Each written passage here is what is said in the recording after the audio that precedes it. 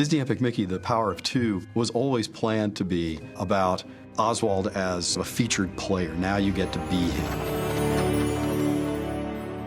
Oswald is the quintessential forgotten Disney character. He was a major superstar in his time, and I think using him in Wasteland to be the driving force of what's going on there is the perfect choice.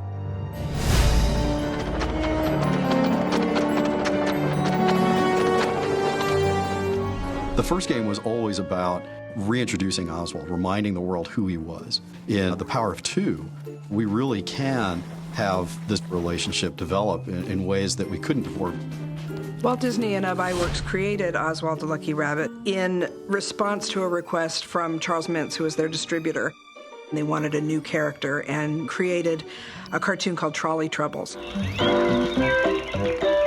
It came out in 1927 and was an instant hit pretty much with the public.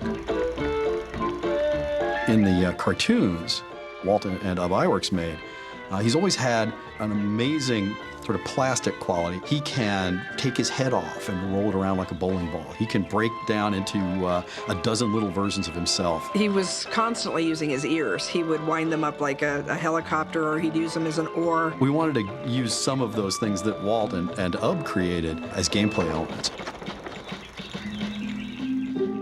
When Walt went back to New York to renegotiate the next year's series of cartoons, Charles Mintz told him at the time, not only am I not going to give you more money for these cartoons, but I actually own the character through your contract, and I've hired away most of your animators, and so you're going to have to do things the way I want you to.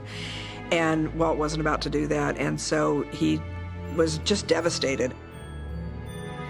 On the way home, on the train, he thought, well, I've got to come up with another character, so he started thinking about what they could do. And when he got back here to Hollywood, Walt suggested this mouse, and they named him Mickey.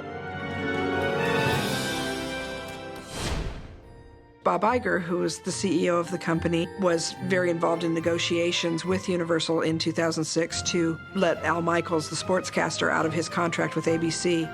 But during those negotiations, Bob suddenly piped up with an idea as part of the negotiations to bring Oswald back, trading Al Michaels for a cartoon character. I think even Al Michaels was surprised by that. Having something like this come up, something cutting edge and brand new, reawaken an interest in a character that's been gone for over 80 years is really exciting to a historian.